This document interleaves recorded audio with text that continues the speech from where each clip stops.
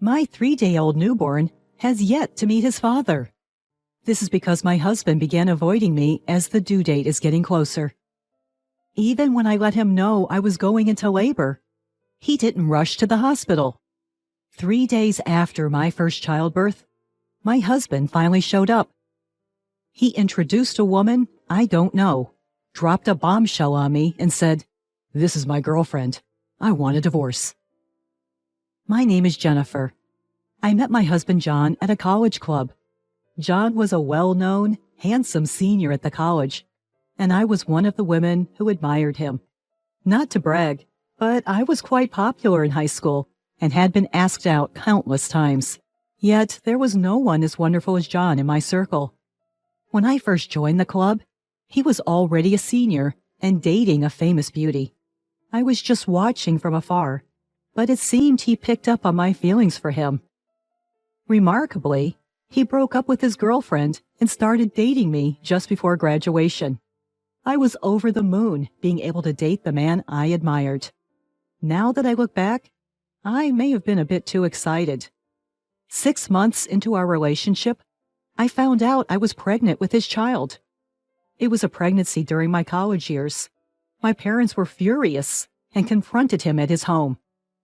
"Our daughter is still a college student. What the hell are you thinking?" I'm truly sorry. I'll take full responsibility for this." As he shrank back, my father's wrath was unrelenting. "What do you mean by responsibility? We won't allow you to hurt our daughter." I want to marry Jennifer, please." There, he proposed to marry me on the spot. I wanted to raise his child, become a family, and be with him forever. Moved by his words, I managed to persuade my parents to give their consent to our marriage. Although he had a job, he was still a newbie, just a year into his career. Both of us were anxious about raising a child at this young age. "Hey, John, I'm sorry it's turned out this way. I'll take on a part-time job or whatever it takes to support you." "Okay, I'm counting on you." Thinking about our child, I dropped out of college. To save money, we decided to live at our parents' houses until the childbirth. Obviously, there was no wedding ceremony, just the legal paperwork. To be honest, it didn't really feel like we got married. A few days later, John came to me with exciting news. "Jennifer, get ready to celebrate. After the birth, my mom's going to buy us an apartment." His father had already passed away and has only his mother in his family. My hard-working mother-in-law promised us to buy an apartment with her savings. When I made a thank you call to my mother-in-law, she gave me comforting words. "It's better for a couple to live together right after childbirth, isn't it? You can take it easy at your parents' home until your body recovers and get used to childcare." Though it is still a long way off to live together, he was apparently making frequent trips to the apartment to prepare for our new life. Being busy with these preparations, his visits to see me at my parents' home dwindled. I was suffering from severe morning sickness and couldn't move around much, so I couldn't visit the apartment and all the preparations were left to him. "Hey, John, my belly's growing quite a bit, so I wish you'd come to see me more often." I told him over the phone, but the response was always the same. "I'm swamped too, so maybe later."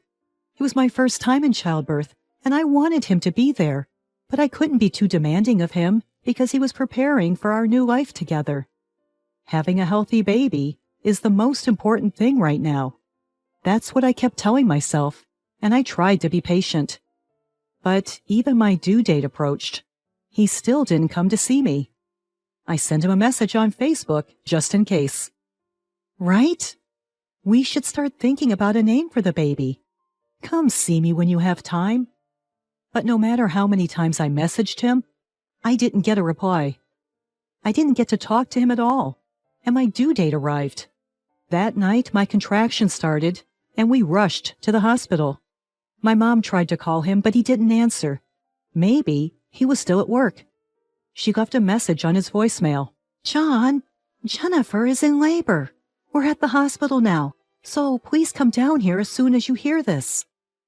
I endured the pain of the contractions while waiting for him, but he didn't show up or even call back. I was taken to the delivery room and gave birth to a healthy baby, and he didn't arrive after all. Seeing my child for the first time was indescribably wonderful, but everything from holding to feeding was new and scary. I wonder when he is coming to see the baby. I almost forgot about him until my mom said that. Now that I think about it, there's been no contact from him. I sent him another message asking him to come soon so the baby could see his daddy's face. Then finally I got a message. I'll be at the hospital the day after tomorrow.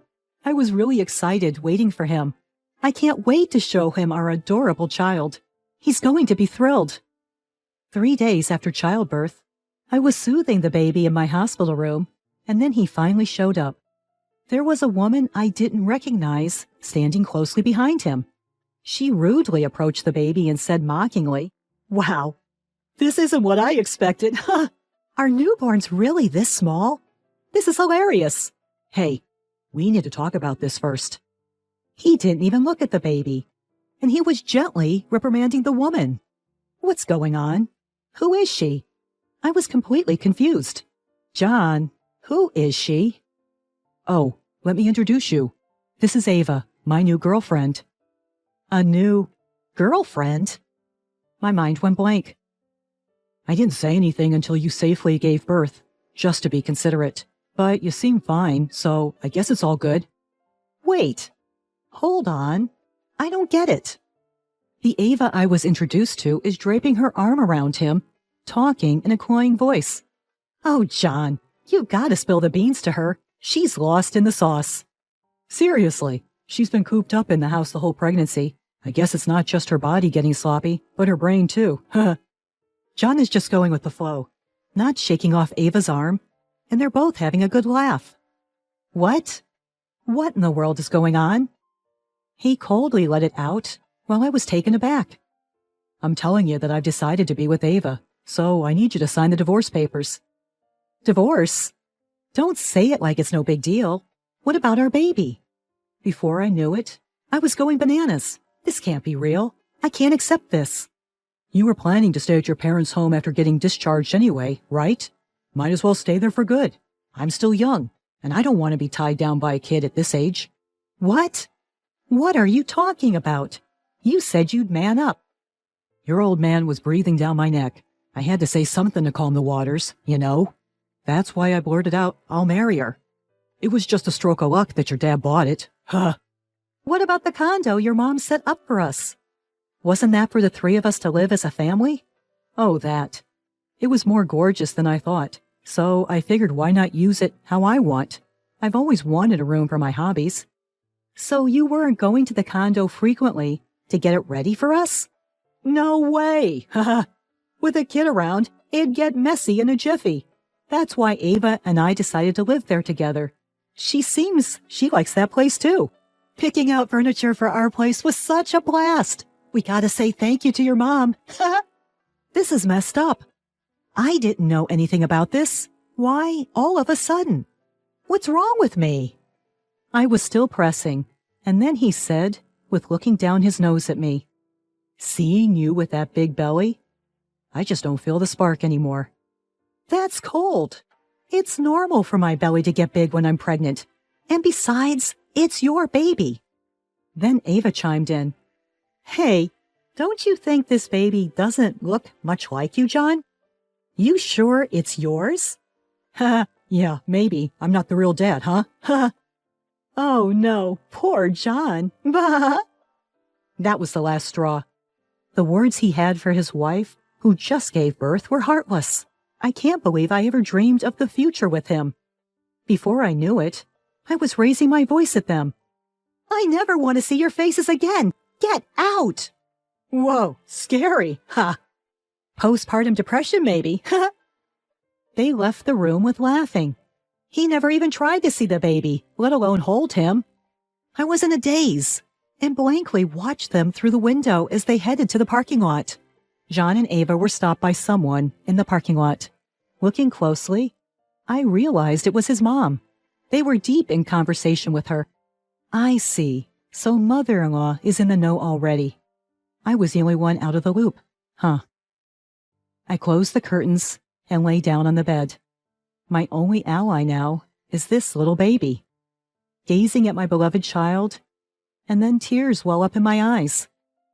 Suddenly the room's door swung open. Standing there were my mother-in-law and John. What? Mother-in-law? And you too, John? I thought you were already gone. He was standing next to my mother-in-law and looking kind of sulky. Where is Ava? I asked, and my mother-in-law answered for him. That rude girl. I drove that girl away already. Mother-in-law met them in the parking lot and found out what was going on. Just had a baby, and he was leaving me to live with Ava in a condo. Mother-in-law gave them an earful, apparently. What the hell is she thinking? Moving into a condo that was bought for Jennifer and the baby. How dare she? Mom. And even she had the nerve to say to me, I can have cuter babies than the one that might not even be John's. Can you believe it? After driving Ava away, mother-in-law had scolded him too. I thought you were setting up a new home for Jennifer, but you were actually ditching her right after she gave birth. I can't believe what an idiot my own son is. Jennifer, I'm so sorry for the terrible things he said. No, it's okay. Thankfully, my mother-in-law seemed like a reasonable and kind person. But there's no way I could continue a married life with a man who would just abandon his pregnant wife with no hesitation.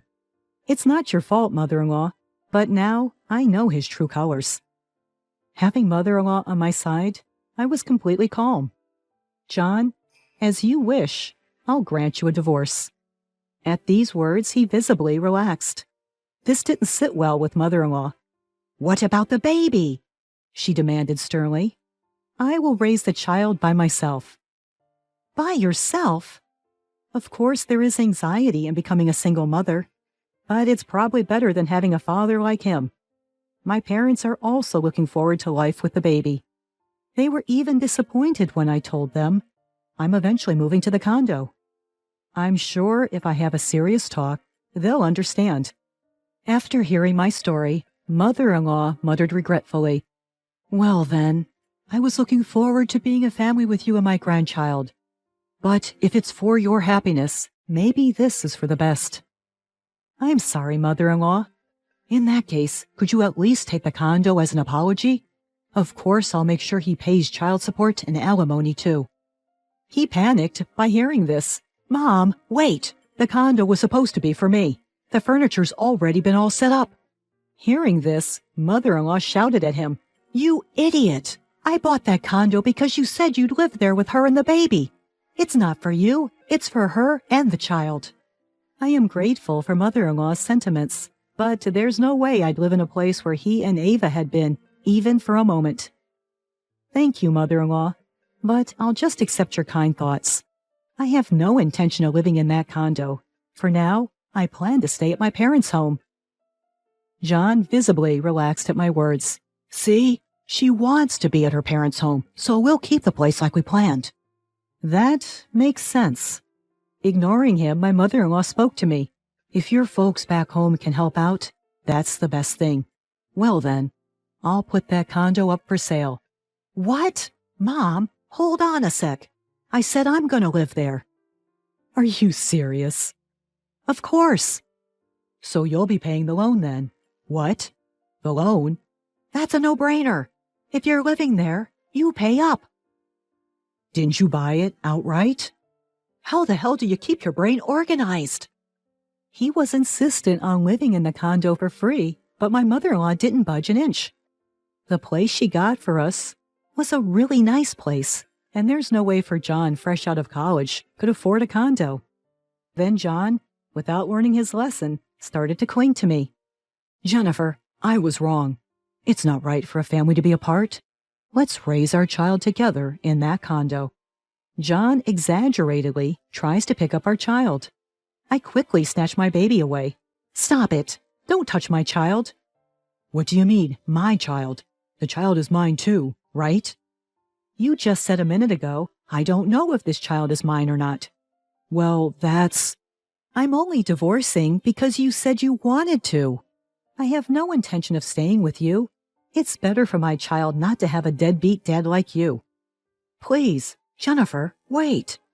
Ignoring a pale-faced John, My mother-in-law is nodding in approval. Come on, Mom. Say something for me, too. Don't pull this stunt now. You just want to get back together so you don't have to give up the condo, right? She and I can see right through you. Mom? Enough. You show no love to your own child, and yet use as a pawn now? You moved in without asking so you and Ava can take care of moving the furniture and cleaning the place.